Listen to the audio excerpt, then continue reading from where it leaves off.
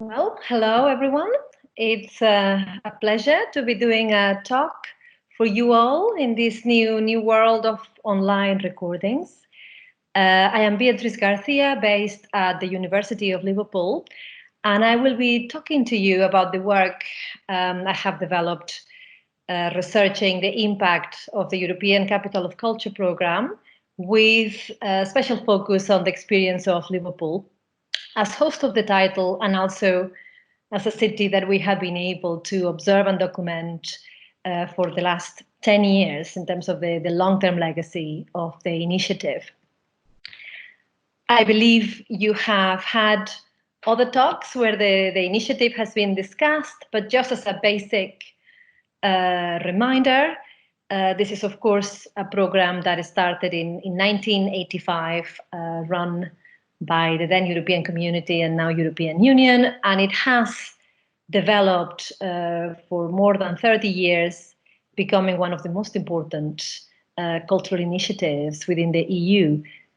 What is very important to observe if we are thinking of the impact of the initiative and the way it has gained weight and relevance for cities is the way that its original objectives and ambitions as a program that was celebrating established European cultural capitals such as Paris or Florence or Athens has moved on into a far more broad-ranging set of objectives and initiatives where you are linking the cultural agenda with broader social and economic agendas. This is what has made the title gain in relevance and its impact to become much more noticeable.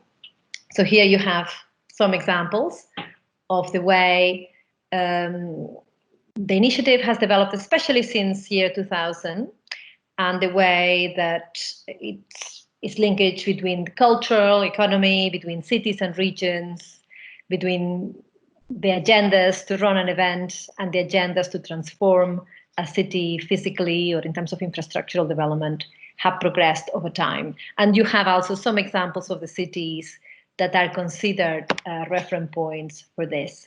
I am told that you have already had as a resource the report on which this slide is based is the work that I developed with my team for the European Parliament on the impact and legacies of the first 30 years of the initiative.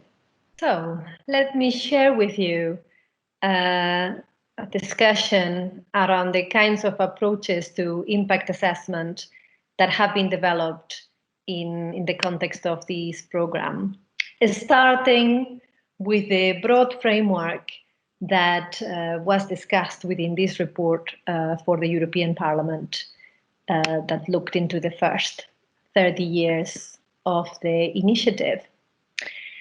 The first clear proposal there was to make sure that when observing the impact of a mega event, the European Capital of Culture specifically, but this could apply to other mega events, it's very important to have the full picture. If we want to capture impact, and especially if we want to understand how impact evolves over time, over 5, 10, 15 years, we have to be able to link up all of the different dimensions of the event and not just one area. And we need to start by considering how the vision, the objectives, the framework for the event links up with governance structures, with the approach to legacy planning. I mean, something that by 2020 event organizers take for granted, but that certainly was not in the radar back in the 80s when the European Capital of Culture program started, and that in other mega events such as the Olympics did not start until year 2000 onwards. So again, making sure that this is part of the observation, how this relates to the approaches and planning for cultural activities, the communication strategy, the approach to public engagement, or the plans for any physical infrastructural developments, if any.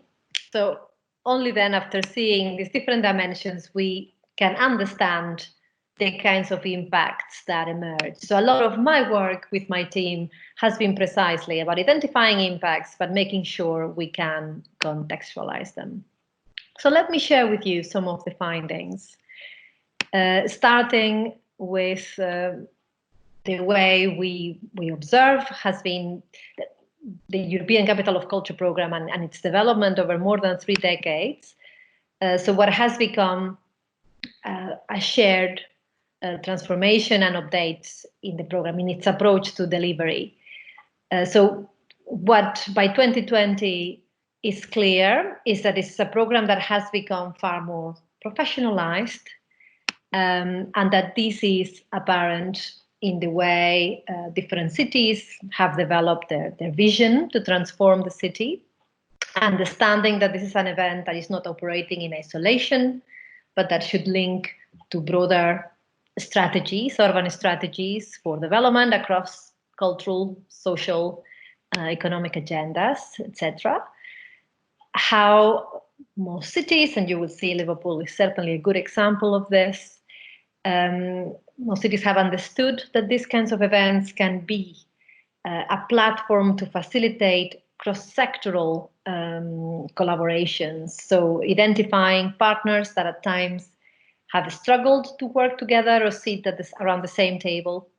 These kinds of events with a common agenda, with a common time frame, operate at times as catalysts for more joined-up thinking and for better linkages between the world of culture, public transport, social and educational initiatives. The importance as well of having learned for cities hosting this type of event that compared with others you have been discussed in this course, like the Expo or the Olympic Games, is an event that happens throughout a whole year. So at times has struggled to maintain attention, to attract media coverage in a consistent manner, or to get people, the citizens and the visitors, to understand when things are happening. So the big development has been for organizers to understand the importance of having themed activity and seasonality. And finally, the growth and the development of much more work with grassroots communities, with bottom-up initiatives to ensure that they can end up with greater engagement. No? So it's something that in the 1980s, 1990s, most of the event and initiatives were around the most high-profile cultural organizations, the leading artists. What we have seen over the last decade or 15 years is much more work to be more transversal, more inclusive. So let's move on to Liverpool and how this city then has experienced the opportunities, the challenges around the initiative. What we have here is a city that counted on the benefit of being quite well established as a national and international icon. Is one city in the UK that is known in Italy, in Japan, in Latin America, which is not something that is very frequent with the European Capital of Culture program these days. After more than 30 years, all the European capitals, most of them have hosted it, and what we have is more and more applications nowadays from small urban centers that have to start their story and their plans for impact or attracting attention by telling where they are in the map, explaining how their name is pronounced. In the case of Liverpool, no, it was clear that this was a place with an established reputation, well known either because of its heritage with the Beatles, well known because of its role as a port city with a very well recognized as well as skyline and architecture, because of course of its base with football clubs.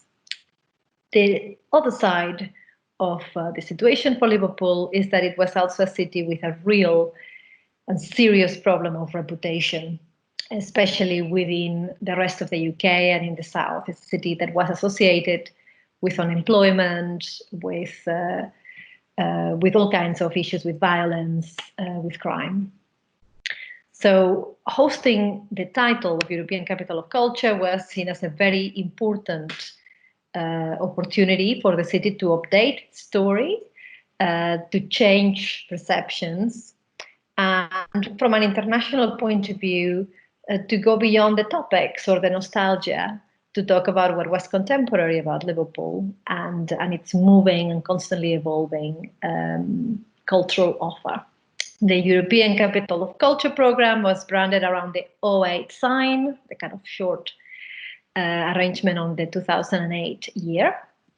And the focus was, on the one hand, to bring maybe new visual and conceptual icons around the city. I mean, in this case, what we see is an image of one of the events that was the kind of highlight of the year, one of these large puppets from a group of artists in Nantes, La Machine. So it was bringing these kinds of new, live, contemporary cultural activities to the fore. And they understood the year as something that needed to interlink, on the one hand, the brand of European Capital of Culture of 08 with the broader city regeneration and reimaging program. So what I was mentioning earlier in terms of the vision, this was one of the early cases of a European Capital of Culture that was very much sitting alongside a broader strategy for development in the city. And then, of course, that broader European framework with the EU expectations. The way this translated into funding patterns is very important when we judge impact and legacy. And it is different budget lines. So along the very first circle and the brand, what we have is a very generous budget. It's not common for European Capital of Culture hosts to put this kind of amounts of money. I mean, in euro, it would be around 145, 149 million euro. Often cities, what they allocate is around a 40, 50 million euro budget. We have to understand that in the case of Liverpool, this was not just about 2008, but a whole development of 6-year build-up, not thematic years. And yes, the city chose to link up and expand the budget to associate the European Capital of Culture with plenty of other initiatives that were going on around the city. But it's an interesting model to observe about how you do this and how you claim the initiative to be very well established and linked up with everything else that is going on in your city. Even more noticeable and important was the really large budget for investment in its physical regeneration and infrastructural development. So £4 billion over 8 years. And this was certainly not motivated by the European Capital of Culture program per se, but the initiative and the title heightened the visibility of these other activities, brought again a common calendar that made stakeholders just commit to completing works on time, and this in turn facilitated, or maximized the impact of the work. So around this time, from the moment that the city secured the bid until the moment of completion of European Capital of Culture title, what we had was the full physical transformation of the city centre, the reopening of city canals, the establishment of a new conference centre, an auditorium, the upgrading of the whole waterfront and public realm. And for the inhabitants, a lot of this is symbolically associated with this year, with this special event. The budget that is smaller here is the one coming from the European Union in order to develop aspects around the European dimension of the brand. But there it is, and of course it's important to be reminded that this title was not just about the local agenda, but about the broader European Union aspirations. Now, when observing and determining how we prioritize the evaluation approach and the kinds of impacts that needed to be captured, as a team, what we did was to start by assessing the objectives, the way the vision was articulated formally by the city. And what we have here is a list of the aims for the year as stated by what was called the Liverpool Culture Company, and the way the vision for the year was put out there. And what we could identify were three main clusters, main areas of priority. On the one hand, the aspiration to have an impact on the cultural vibrancy for the city, by using the title to advance, to present kind of very high quality art and event activities, enhancing the cultural infrastructure of the city, and working towards the growth and sustainability of a sector that had been at times struggling. The other area of objectives and priorities have to do with participation and engagement. It was about making sure the title could result in enthusiasm on the part of all communities and increasing that direct engagement. And a third area that was around image repositioning, changing perceptions, updating maybe out-of-date stereotypes about Liverpool. And this is what translated into what we would call the impact clusters that I'm going to be sharing with you, and was at the basis of the impact research model that we developed here in Liverpool, what was called the Impact 08 European Capital of Culture Research Program, that is now quite well known across Europe, and there is a large range of publications all available for you if you're interested. So the idea was to make sure we were gathering data and material across these different areas of impact, seeing them, of course, as interlinked, but identifying indicators, identifying data clusters, and committing to delivering reporting and updated information in a way that was clearly labeled and tagged to facilitate communication, to facilitate the ease with which we could assess what was leading to change or not. So these different themes were at the heart of work that was happening simultaneously with the delivery and the presentation of the event. It started, our data collection started in 2006, so 2 years before the year. It continued throughout 2008 and concluded in 2010. And what we have done since is then revisit these themes 10 years on to see how these impacts have translated or not into legacies. And the areas that were, you can see at the bottom right side of the slide, was this kind of broader context in terms of social capital, physical environment impacts.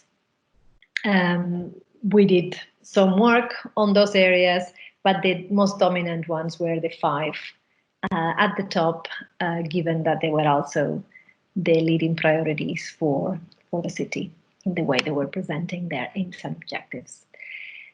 So let me start with sharing some of our reflections around the kinds of cultural and image impacts emerging out of the year.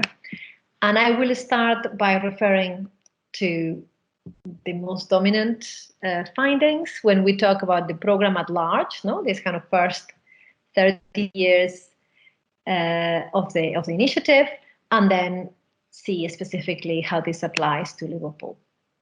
So when we talk across the board and compare different cities, what we can see is that the most significant, the most dominant and general impact from a cultural vibrancy point of view is the capacity for the event to strengthen formal and informal networks. It has been fascinating to observe how events of this nature again offer the motivation for stakeholders to get their act together and establish or formalize ways of sharing information and being more aware of how other colleagues or peers are operating. So in most of the cities that we have been surveying, what we see is new networks, especially cultural networks, being created, and often for them to survive after the year. So in the case of Liverpool, the network that was formalized is what is called the Liverpool Arts Regeneration Consortium.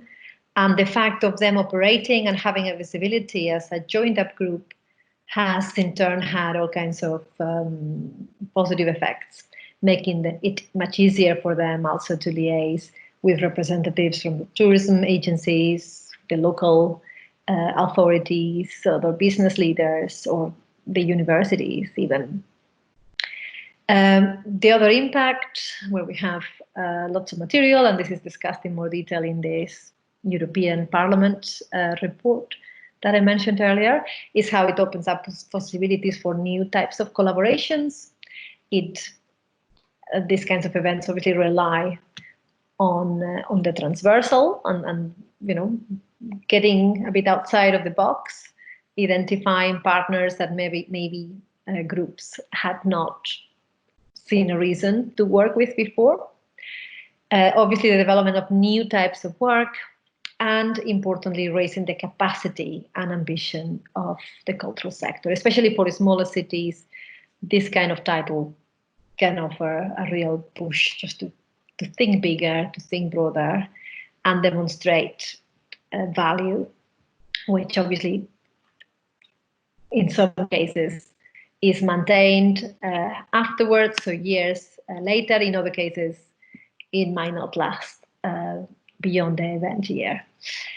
The second area, and it's more on the image impacts realm, what we have is a lot of evidence of how this type of event can assist cities to reinvent their image, and especially in cities where there have been a problem with negative reputations or no reputation. Liverpool is a clear example of this. You will see now more about this, but other work that I had been conducting before, and it's an interesting point of comparison, was Glasgow, the city in Scotland that had hosted this title back in 1990. In France, we had the case of Marseille. So just fascinating to see how these kinds of cities, might break certain stereotypes thanks to having this kind of spotlight. And finally, there is a lot of evidence and discussion on what happens with this kind of title and the way it translates into media coverage.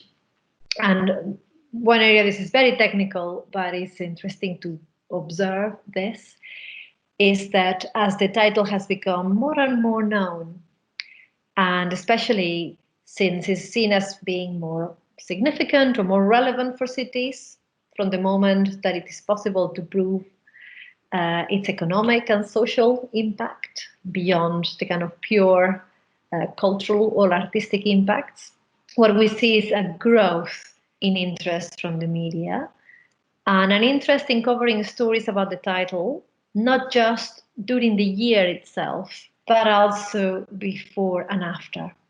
So what we have seen is that now the cycle of discussion is becoming quite large, and it starts from the bid stage. We have a lot of attention being paid to the competition, who gets it, who is the loser, who is the winner. And then what we have is more and more work towards anniversaries, towards thinking what has happened since, and a lot of media stories being generated 2, 3, 5, 10 years later, with all of this again contributing to the imaginary of the city and and the way maybe the title is now becoming part of the brand of the city or its narrative at large. So with Liverpool, some data out of what we were able to capture in the period during the build-up, during and just after the event. What we had is a lot of work around media content analysis, especially the press, and a lot of interviews with the stakeholders and communities around their perceptions of the city. If we talk about media representation, what is clear is how there has been a maturity and a development of the narrative on Liverpool that has moved from really extreme stories that were either extremely positive or extremely negative into a far wider range of issues attracting the attention of the media. We're talking in particular about the British press, the UK media, that were often only using Liverpool as an example to talk about the extremes, no? So either the wonders of the Beatles, or always when there was a crime story, using it as an example. By 2010, what we were seeing is far more coverage on the city as a center for cultural activities, being listed as one of the top 10 highlights at the national level for things to do, being used as a base to discuss other stories, you know, from tourism into, you know, plenty of other topics where, yeah, Liverpool was not seen as the avenue. So becoming again one city that the kind of national media press editors would consider as a place that needs regular reporting on, not just in relation to the European Capital of Culture, but many, many other topics. Very important as well to see the tone and the attitudes. No, whilst a lot of coverage on the city was dominated by a very negative agenda, after the year we have far more articles that are either of a neutral or positive nature. And obviously what is fascinating is to see then what happens next and how this sustains 10 years on. So with the data that we have been collating, one of the challenges, and this applies to any piece of work that is of a longitudinal nature, by that I mean research that looks into events 5 to 10 years on, is that your object of study or the framework and the context might change dramatically for many reasons that you could not envisage to start with. So for instance, our assessment of the press or the media more widely has become really complex because it's really, really difficult to compare the media today or up to 2018 with the media of year 2000, 2008 to 2010. The media, the press is not the same. 10 years after, no, we have digital media. We don't have headlines, we don't have cover pages in the same way. So it's very difficult to do like with like. And this is having to make us be very, very cautious in our claims. But something very objective and very simple that we can present to you is, for instance, evidence of the significance of the title of European Capital of Culture as a story that is seen as of national relevance many years after the city hosted this title. So what we have here is a period of time accounting for the number of stories on the European Capital of Culture published since year 2000 up until 2018. And you can see obviously the marked growth of stories from the moment that the city was awarded the title in 2003, and obviously in 2008 itself. This again is just national, press stories. But what is very distinctive, and it has not happened in many other European Capital of Culture hosts, is that stories have continued to appear. And with this, we mean stories where the Liverpool year, 2008, is one of the kind of dominant reasons is part of headlines, is part of the conversation. It has continued to be there. So what has happened in Liverpool has been seen as something of relevance, something that helps explain what is happening in other British cities for the following 10 years. And we have seen, again, in 2017, for instance, quite a surge in coverage. This was associated with another city hosting an event. In this case was Hull, as a UK city of culture. And a lot of the conversation was about the importance of Liverpool as a reference point. We have also seen that as time goes by, the stories that refer to Liverpool as European capital of culture have been more and more of a positive nature. So if in 2008 itself, what we had was probably 3/4 that were of stories were positive, many others were neutral, and there was a chunk, maybe a quarter, that were of a negative nature. In the years after, what we have is a assertion or establishment of a very positive attitude in the press, of a consideration that this event was a success for Liverpool. And most of the reasons why stories are published about the city and its experience as European capital of culture are for what was achieved, what was done right, as opposed to referring to it as a negative example. And this in turn has had an impact on perceptions of Liverpool at large. So as a place that can deliver, that is able to do something well, something that around the UK was not taken for granted or assumed in the years preceding 2008. If we're talking about social impact, again, it's a very large arena of work. The assessments that we have been doing are understanding social impacts, especially as impacts on participation, on engagement, on accessibility to culture. And what we see when we compare the first 30, 33 years of initiatives is that we have a lot of evidence of this title improving local perceptions of the city, so citizens becoming more proud, thinking that it's a better place to live after having hosted this title, feeling more of a can-do attitude. I mean, this is something that emerges when conducting survey work, especially during or just after the event. So let's say that most of the evidence of this nature is around the event year. There is not a lot that has been collated a decade on, but also a lot of discussions around the diversity of audiences and the consideration that in many cases, the majority of the population, or over half of the population, might have engaged on these types of events, of initiatives.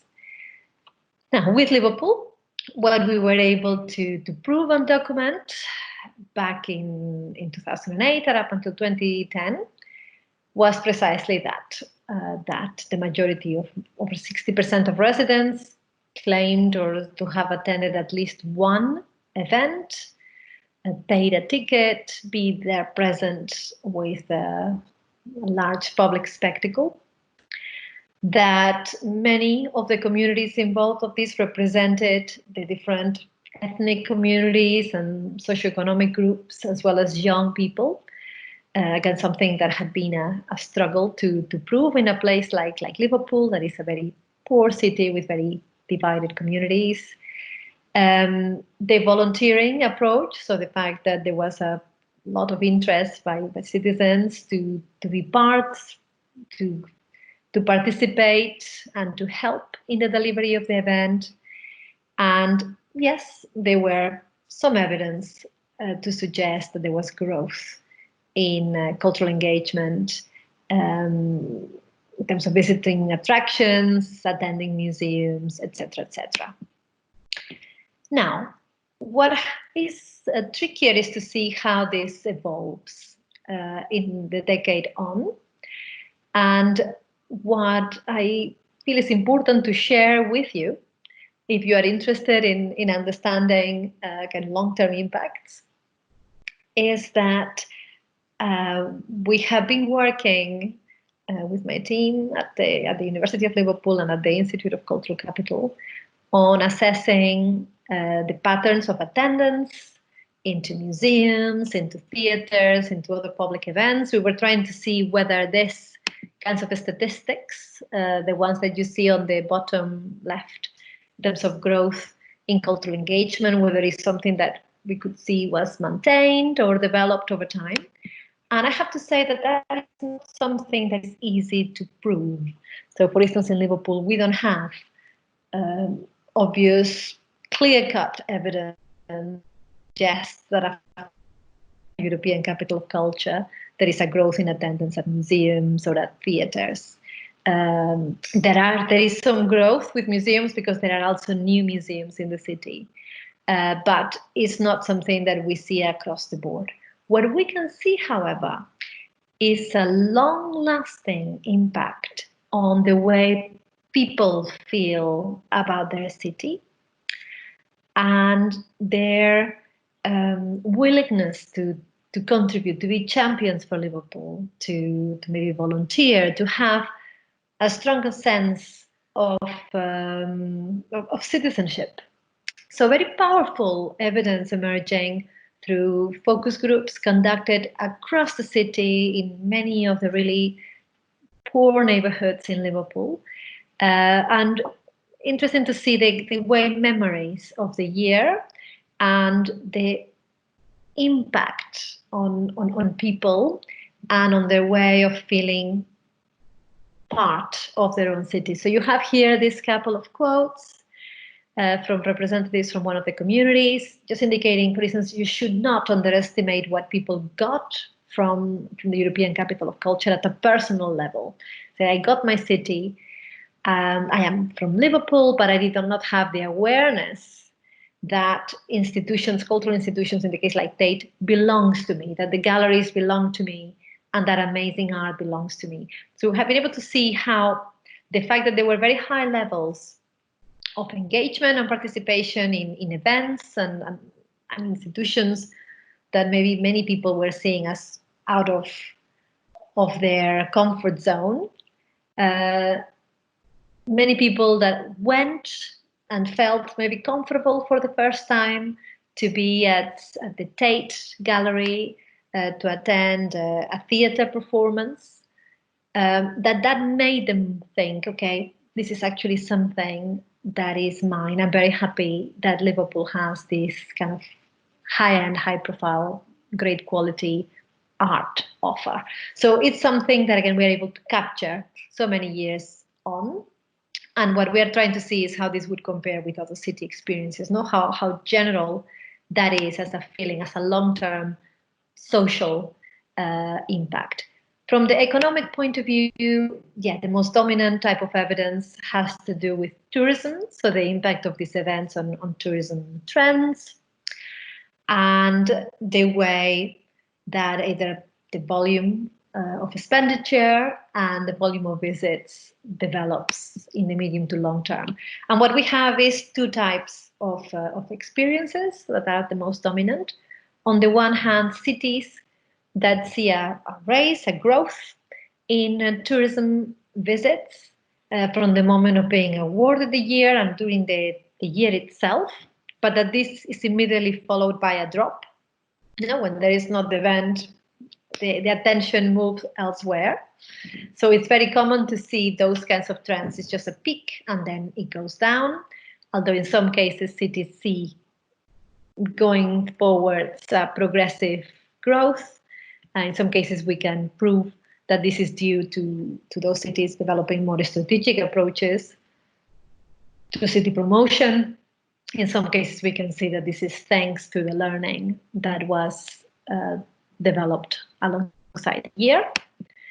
But there are also some examples of cities that see a continuous growth. And in some cases, we can prove that this is associated directly with European Capital of Culture title. In other cases, it may be just because the city is going on that trend. You know? So we have here examples of cities that are exemplars of that growth, and one that is quite noticeable is the case of Lisbon.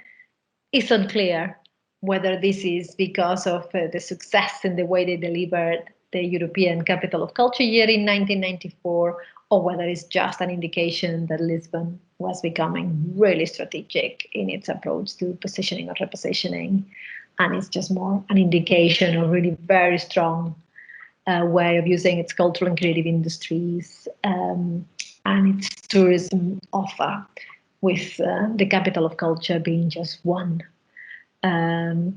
little activity alongside a much larger program of works. But well, in some cases, and Liverpool is a good example of this, it is really the European Capital of Culture program that has been the driving force that can be explained as the before and after of the races of ambition and of capacity to deliver a much more sustained or successful approach to tourism development. So again, with Liverpool, very dramatic, very noticeable findings and data from the year itself in 2008 and short after. So very large amounts of direct expenditure associated with the year, either in Liverpool or in the region. We have this 754 million figure. The growth in visits, around close to 10 million additional visits, and the way that this also is reflecting with international visitors. So the international visitors to the city on that year, most of them were there for the first time. And yeah, the greater confidence that businesses got as a result of this way of, again, repositioning the city, of being put into the spotlight. Looking into how trends have sustained in the years to follow, what we see is, yes, this as an example of a city that saw growth and a peak in 2008, followed immediately by a drop. Although in this case, what we have is also the global recession. I mean, Liverpool delivered just around the time in 2008, 2010, when we see this kind of dramatic economic downturn all around the world.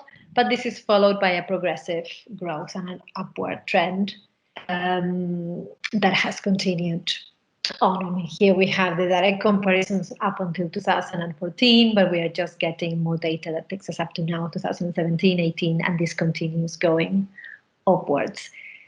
The most dramatic growths, we see them especially in terms of domestic tourism rather than overseas. But, sorry, 1 second.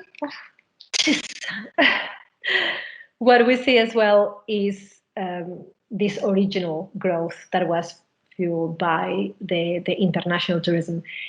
Of these growing numbers of international tourists that were remarkable during the year itself, we see that this has not actually dropped. It has not continued growing at the same speed. It's really domestic tourism that has continued to grow, but the international interest has continued. And this in large part is also due to the better tourist infrastructure within the city.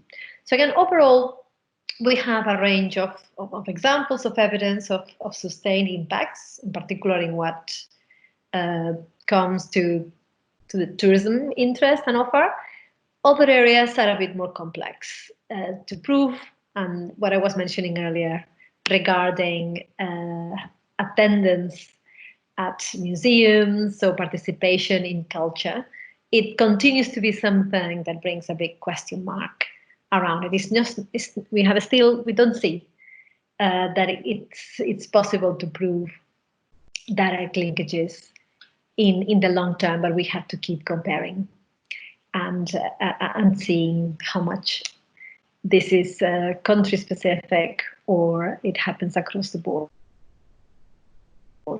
To close up, what we see is that within the European Capital of Culture program over time, to most of the hosts and also opportunities that are common to most hosts, and how some challenges have been overcome over time, a lot of learning made, whilst others continue to this day. What we have on the one hand is a lot of development and maturity for the program, when we talk about the professionalization issue, the first 10, 15 years of the initiative saw a real mixed bag of cities, especially the large European capitals. Not all of them took very seriously the initiative. They had plenty of other things going on. There were no clear branding strategies. There were not a clear program. There was no seasonality. So a lot of what was done in many of those cities was probably not being able to capture the imagination. There was not much planning on sustainability approaches at the time. But this, since then, has certainly changed dramatically. And Liverpool is among one of those cities that really show this kind of new era of far more focused approaches with clear marketing, with clear branding, and with a vision that could sustain over time. However, the challenges that continue there and that raise big question marks for most cities have to do with, again, vision statements. Not all the cities are managing to link the vision for the event with a broader city strategy that secures local ownership. And then this issue around balancing the cultural, the social, and the economic agenda. And in the case of Liverpool, we keep trying to observe, how much all of these different areas were achieved or supported in the same way. Depending on how we look at the issues, we will see some strengths or some weaknesses. So yes, getting everything right across the board is not very, very straightforward. In the case of Liverpool, and when we're talking about economic agenda, what you will have seen is that I have not mentioned anything regarding job creation or growth in inward investment.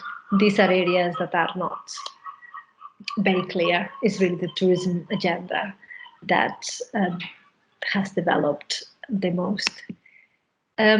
In terms of long-term challenges, the areas that continue to be an issue to this day, and in the case of Liverpool, there is a good example on one of them, and on the other is an example of failures or challenges.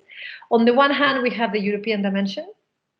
Is just one area that has not been approached consistently by cities since the start of the title. And yeah, this is one of the areas that in Liverpool it was not even assessed. So with all our evaluation programs, with all the ambition that the city placed in capturing the kind of cultural, image, social and economic impacts, we didn't do a lot of work around this impacts in terms of the European linkages, the international agenda. So that is something that has become more and more important for current cities to pay attention to, with more pressure from the European Union coming on that front. The other ongoing challenge had to do with knowledge transfer, whether cities were being aware and having access to good quality information about what other cities had done right or wrong, where the real problems and ongoing challenges laid. In that area, Liverpool did very well. So obviously it's a city that took very seriously its evaluation framework, that shared material consistently and participated in many of the informal networks that exist nowadays around, key lessons. This doesn't happen across the board. So it continues to be something where we are having to offer recommendations so that the European Union, the European Commission can hold information centrally. So this is developing as we speak and continues to lay some question marks. So for me, that was it. I had maybe some questions that I wanted to share with you. And as I guess that you're going to be seeing this video in your own time, what I have thought, even if I don't go through it verbally, is to share a few slides where I pose some questions that you might want to use as a starting point for our conversation on Tuesday. If there are other areas you want to ask about, then of course you are very, very welcome. But just in case it's useful, I have a couple of slides with a bit of a wrap up. So the first one is, reinforcing this notion that what we have by 2020 is a European Capital of Culture program that has become one of the most visible and prestigious initiatives of the EU. Let me tell you that with COVID-19 and what is happening right now, its impact on the current host cities, Rijeka in Croatia and Galway in Ireland, is raising all kinds of questions about the future of the program or what might happen. But what is clear is that the cities, the countries are taking it very seriously. There is a lot of demand, a lot of bidding, cities that want to have their chance. So we are living very, very interesting times about mega events. And certainly the way we approach, the way we assess the impact of the current cities or the cities that are hosting the title next year and so on might have to be very, very different once we move beyond a global pandemic like the one we are experiencing now. But there we are, a well-established program of work that has become a key platform for city positioning and a catalyst for economic and cultural regeneration. What has become also common is to see that immediate cultural, social, and economic impacts do take place, and in some cases, they last and secure long-term effects. And overall, that this is all evidence of the stronger commitment towards sustainable legacy planning and ever more defined and locally sensitive vision statements, something that was certainly lacking during the first 10 years. So the big questions that continue is how to define an event vision that is clear, that is focused, but also ensures broad ownership that doesn't disconnect with the population. If you do too much consultation, you might end up with something too generic that is difficult to sell. But if you are too focused, if you rely too much on just a director or a visionary, you might lose your base. So how to avoid that conflict, how to balance the cultural, the economic, and the social agenda. Is it really possible to deal with all of these issues simultaneously? And final two questions, that European dimension. How can it be strengthened and understood? What kind of debates need to occur so that it's not only a local agenda that dominates the program, and how do cities continue to enable this local, national, and international knowledge transfer? Without this, it would certainly be very difficult to prove and understand impacts, and it would certainly be very difficult to secure and document legacies in the long term. So I leave it here. I hope that it has been interesting to you. Here you have a few web pages, more access to materials. You have the different key reports that have been produced on this subject. And I certainly look forward to talking to you all on Tuesday. Thank you very much.